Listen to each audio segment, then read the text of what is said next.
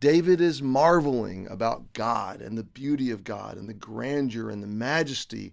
And he's marveling that God would be mindful of him and his life. And one of the things we've taken away from this is that God is interested in the details. He cares about you personally, intricately, intimately. He cares about the minutest details of your life do not escape his notice. If it matters to you, it matters to him. And so you can bring anything to him. He cares. That's what it means in verse 4 when it says that God visiteth him. He cares for us. We read yesterday, verse 5, for thou hast made him, man, and ultimately Jesus, a little lower than the angels, and hast crowned him with glory and honor. Thou madest him to have dominion over the works of thy hands. Thou hast put all things under his feet, all sheep and oxen, yea, and the beasts of the field, the fowl of the air, and the fish of the sea, and whatsoever passeth through the paths of the seas. So verses 6 through 8, I want to focus on for a few minutes today, and I want to revisit what we landed with yesterday, the idea of dominion. Dominion is ultimately God's. It's a word that refers to authority. It refers to God's rulership, okay? But in this sense, it's saying that God has delegated, God has given mankind responsibility to have influence and shaping stewardship over the works of his hands. Now, that's just a remarkable consideration to me.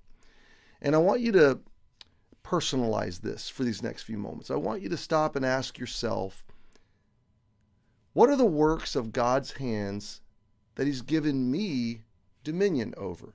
We said yesterday, that by dominion, we don't mean authoritarianism. We don't mean, domineering lordship, okay?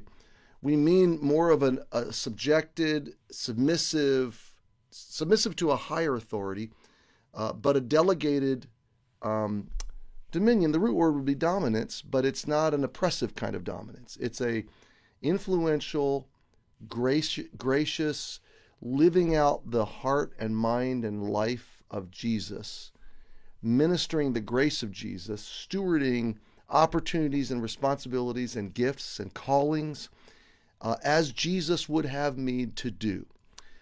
And with all of us, God has taken the works of his hands and he's given to us, the New Testament term that Jesus used was talents. And we think of the word talents in terms of abilities, but the parable of the talents is a financial term. It's an economic term. And so I would rather think of it in terms of responsibilities, whether that's money, whether that's resources, whether that is relationships or responsibilities, okay? Money, let's just make it simple. Resources, relationships, responsibilities, and that's even alliterated, okay? And every one of us have been given dominion. We've been given a small dominion, a small domain over which we exercise responsibility. We exercise leadership and influence and the expenditure of the stewardship of our resources. And we exercise responsibility in terms of cultivating relationships. And all of these are the works of his hands, okay? Every relationship in your life is a person, and that person is a work of God's hand.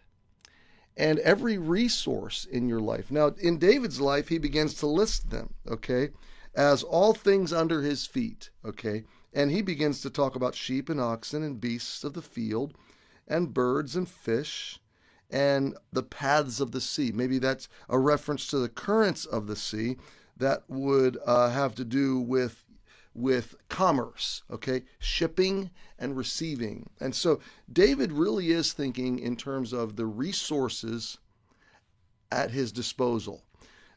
Now he would have thought of that in terms of the fields, the harvests. He would have thought of that in terms of the flocks and herds that sustain and the skins that clothe. He would have thought about, and again, the fish, that would have been an industry. And then shipping, the paths of the sea, would have been an industry as well. And so he's thinking very much about the stewardship of resources, the dominion of the cultivation of resources and management of resources. So think about this. We said relationships. Every relationship is a person that God is the work of his hand. Every resource that you cultivate and steward. We think of that financially in terms of dollars and spending power, but think about all of the generation of those dollars and the expenditure of those dollars. So the management of the resources of your life that translates into material goods. Yes, material things. Your house, your food, your clothing, your car, your material world, your financial world. Okay. So what do we say? Relationships, resources, and then responsibilities. So God's given me responsibilities to my wife, to my children and grandchildren. He's given me responsibilities to my church. He's extended to me wonderful opportunities, and he has to you too. Places of service, abilities to be on a team at church, to bless others at and through, in and through your church, gospel ministry, gospel community, being a lighthouse as a church together, using your gifts and abilities to minister to others. That's an opportunity. You go to work, you have an opportunity to bless, to serve, to minister to others, and to help others to do their work. You have lots of opportunities in your life. So relationships, resources, responsibilities, all of it is God's.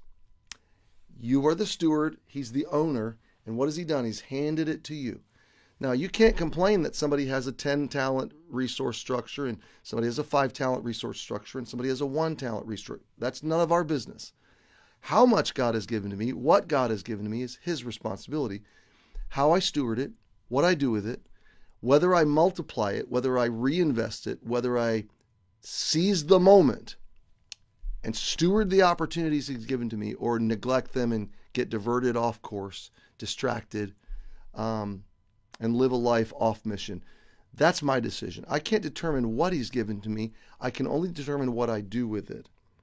But David recognized wherever he was in his life, God is very big, I am very small. He is mindful of me, he cares for me, and he has given me relationships, resources, and responsibilities over which to exercise dominion. So am I stewarding those things well? Am I stewarding those things as a manager, answerable, accountable to the creator of the universe? Do I see these things as sacred? And do I cherish them and steward them as though, as they are the gifts of God, the small domain in which he's called me to function for his glory? This is a profound concept. And friend, it bears consideration. Today, what are the resources? What are the relationships? What are the responsibilities that God's called you to cultivate as a part of his dominion in your life? Be faithful to it. Step up, rise to the occasion, and honor him in it. Happy Tuesday. We'll see you tomorrow.